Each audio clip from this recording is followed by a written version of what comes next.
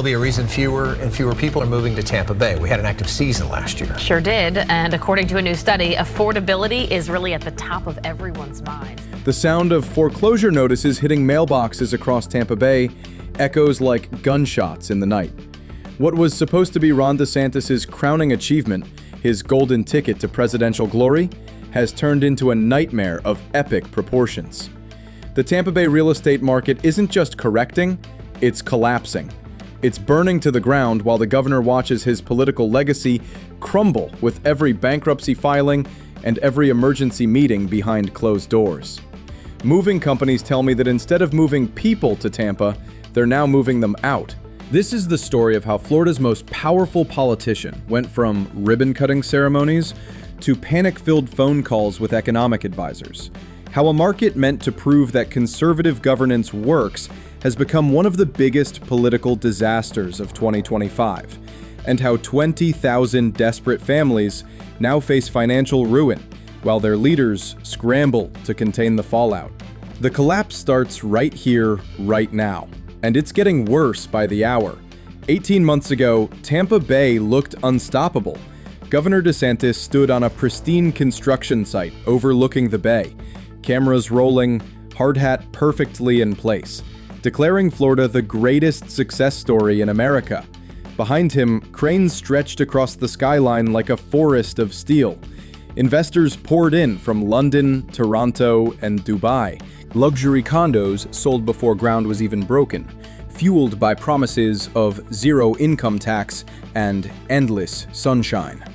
By late 2023, Tampa Bay had gained more than 67,000 new residents in just 2 years. Median sale prices exploded past $600,000, up 27% in a single year. Cash buyers accounted for almost 60% of all luxury sales. To many, it looked like a miracle. To economists, it looked like a bubble waiting to burst. The warning signs were there: skyrocketing insurance premiums, aging buildings with structural issues, and an exodus of insurance companies after repeated hurricanes. For some homeowners, annual insurance bills soon exceeded their mortgage payments. Analysts called it unsustainable. Residents called it impossible. By early 2024, the cracks became visible. Inventory surged to more than 19,000 homes, an 80% jump from normal levels, creating the highest surplus Tampa Bay had seen in over a decade.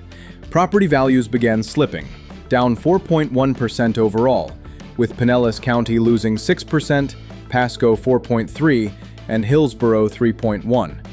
Entire neighborhoods sprouted for sale signs overnight. Buyers vanished, confidence evaporated, and sellers grew desperate. Economists explain that once confidence disappears, housing markets don't crash in a day. They bleed out over years, and this one was already hemorrhaging. For the first time on record, Hillsborough County saw a net population loss, more than 10,000 residents leaving in a single year. Families who once fled northern states for Florida's low taxes now fled Florida for affordability. Incomes simply couldn't keep up. Median household income in Pasco County stands near $55,000, but average rents had surged past $2,100 a month. Homeowners faced $9,000 insurance premiums and $40,000 special assessments. Some retirees saw decades of savings wiped away almost overnight. Between 2021 and 2023, Tampa Bay home prices soared 50%. Then, the reversal began. Plus 4.4% slowed to 3.5%, then to negative territory. Now, values fall month after month. The market analysts once called bulletproof is now labeled 21% overvalued. Experts say prices could drop another 25 to 30% before finding bottom. Construction projects have stalled. Cranes stand idle, developers cancel new towers, and once busy real estate offices sit quiet. One moving company said that during the boom, they couldn't hire trucks fast enough. By late 2024, they were downsizing weekly as outbound relocations doubled. The ripple effects are everywhere. Restaurants that expanded during the boom are now closing. Retail centers offer months of free rent. Schools that hired teachers for expected growth are now cutting staff as families depart. Local governments face shrinking tax revenues as property values fall, forcing them to postpone infrastructure projects once celebrated as signs of prosperity. Insurance remains the core of the crisis. After multiple hurricanes and rising reinsurance costs, dozens of insurers withdrew from the state. Premiums doubled or tripled. Some condominium associations couldn't get coverage at any price. Others passed six-figure assessments onto owners to fund emergency repairs and meet new safety standards. For many, it was the breaking point.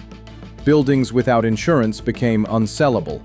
Those with coverage became unaffordable. Either way, value disappeared. For ordinary families, this is not an abstract market correction. It's a human disaster. A young couple who bought a $450,000 starter home in 2022 now owes more than the house is worth. They can't sell, can't refinance, and can barely afford insurance and taxes. Multiply that by thousands, and you begin to see the scale of the collapse. Economists warn that housing downturns like this ripple outward into regional recessions, spreading from construction to retail to public budgets. Critics argue that Florida's housing policies prioritize short-term speculation over long-term stability. Developers built faster than infrastructure could keep up, while state incentives drew investors instead of sustainable homeowners. When the national economy tightened, Tampa Bay's inflated prices had nowhere to go but down. Tampa Bay has seen this before. After the 2008 crash, prices plunged nearly 50% over 5 years. Foreclosures blanketed entire neighborhoods, leaving ghost subdivisions and financial scars that took a decade to heal. For political leaders, the implications are enormous. Florida's housing boom was held up as proof that conservative economic policy could create endless prosperity. But for families on the ground, restoration feels far away. They see for sale signs where playgrounds used to echo with laughter. They see darkened condo towers that once symbolized wealth. They see the dream of Florida prosperity slipping into the Gulf along with their savings. Analysts say recovery will take years. Residents hope it comes sooner. This is how a real estate boom turned into one of the most painful busts in modern Florida history. A story of optimism, overreach, and the heavy cost of ignoring warning signs. And as families fight to rebuild and leaders search for answers, one thing is certain: this collapse is far from over. Stay aware, stay informed, and if you want to keep following the unfolding story of Tampa Bay's reckoning, subscribe.